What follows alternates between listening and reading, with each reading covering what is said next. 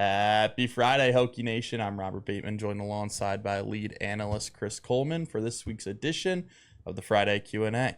But before we get started, make sure you go check out Chris's article if you want more in-depth stuff about Virginia Tech's upcoming matchup against Stanford. Chris, you ready to rock? Let's go. All right, well, we'll start off with Rhino VT, who said, "Has Bradshaw replaced as the gadget guy by the backup QB? When do you think that Schle will actually get to be more than just a decoy?"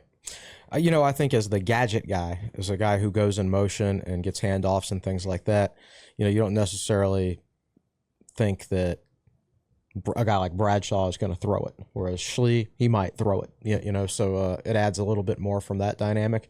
I think the main thing is Bradshaw has basically been passed on the depth chart at slot receiver. He's now the third option there, and Heath would probably be your end-around guy if you wanted to run it to anybody besides Jalen Lane.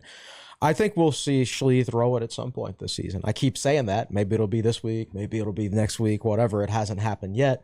You would think it'll happen at some point. Obviously, the long touchdown run by Jalen Lane against Miami was set up. They handed it off to Schle first, who then handed it off to Lane. So there was an element of misdirection and deceivement and smoke and mirrors to all of that. But yeah, it's at some point I would think Schle's going to uncork it, but hasn't happened yet. I'm expecting it to happen at some point, but I keep saying that. Well, I wrote down, so Schle against ODU was in for a solid chunk of the plays, and then he also would have Kyron Drones shift out to slot receiver and get behind center. Do you think we'll see Kyron Drones in the passing game at all?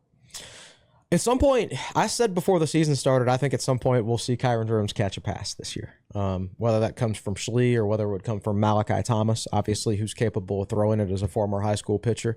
Those options are on the table for Virginia Tech. They just haven't broken them out yet for the most part. But we're kind of getting into not desperation mode per se, but you kind of have a must-win game this weekend. So I don't think you want to leave any option off the table. Yeah, for sure. And it's nice to have mobile QBs. And speaking of, Ardberg Hokie asked, VT has relied upon mobile QBs throughout the years. Since the defense goes up against said QBs in practice regularly, why does the D struggle to stop opposing mobile QBs? Well, because quarterbacks in practice are in yellow jerseys or blue jerseys or whatever, non-contact jerseys. You're not allowed to tackle quarterbacks in practice. It's very rare that Virginia Tech has a scrimmage where the quarterbacks are live. And even when they do that, it's like the defense isn't scheming to stop the Virginia Tech offense. The defense is running its own base defense. So you're not really practicing it. Like you can get a look at it. You can get a feel for the speed and everything like that, but you're still not allowed to tackle, which is a big part of it. And you're not scheming to stop a mobile quarterback. Virginia Tech is working on Virginia Tech's defense.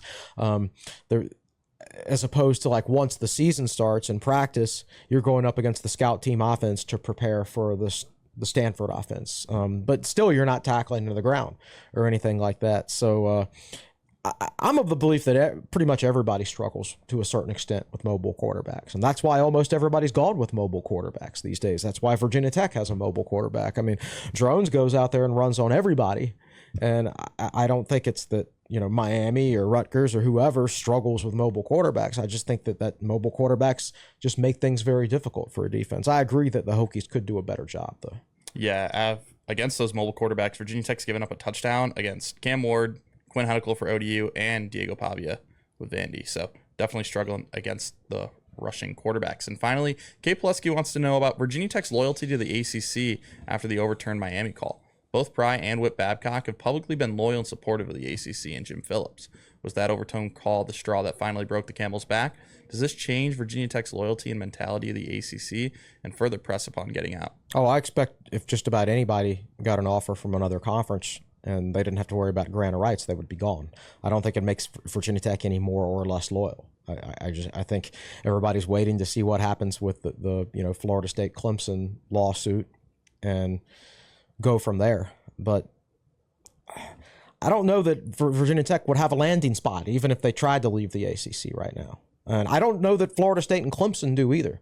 I mean, with the amount of money that those conferences are generating, any school they brought in would have to generate a certain amount of money, or else it would be a financial loss for everyone. And if there's questions about whether Florida State and Clemson could do that, there would certainly be questions whether Virginia Tech would do that. So, I mean, you can talk about loyalty all you want, but I personally think right now I'm not convinced that Virginia Tech would have a landing spot in either the ACC or the Big Ten or the SEC. I was about to ask as my next question. What do you think the Hokies would land in, as they're stuck in their grant of rights until the end of 2036? And I was kind of curious too. I don't really see a landing spot either. Yeah, I mean, I don't know what the landscape is going to look like, but I mean, there are national college football writers that have written. We can talk about Clemson and Florida State go into another league all we want, but the fact of the matter is the SEC's already got Florida. They've already got South Carolina. And I forget exactly what the per team payout is for the SEC. I think it's something like 60 or 70 million per team. So adding Clemson or adding Florida State means those teams would have to generate that much new money per year, or else it would be a financial loss for everyone. And if anything, and if those conferences have shown anything over the years, it's like they make moves based on financial gains, not what is going to be potential financial losses for them. So I don't know that anybody 100% sure has a landing spot right now. It's just something we're going to have to wait on and find out. But I don't think it changes your loyalty levels anyway, because I think if something magic happened and the grant of rights didn't exist anymore and other conferences started extending invites to ACC teams left and right, I think you'd find that very few teams in this league have loyalty anymore. But I don't think that play changes anything. All right, well, that'll do it for us this week. Thank you guys for your suggestions. Feel free to drop a comment below on what you like out of the video edition of this segment and any other questions you have for next week. For our producer, Nick Brown, behind the scenes, Chris Coleman on set, I'm Robert Bateman. We'll see you guys next Friday for the Q&A.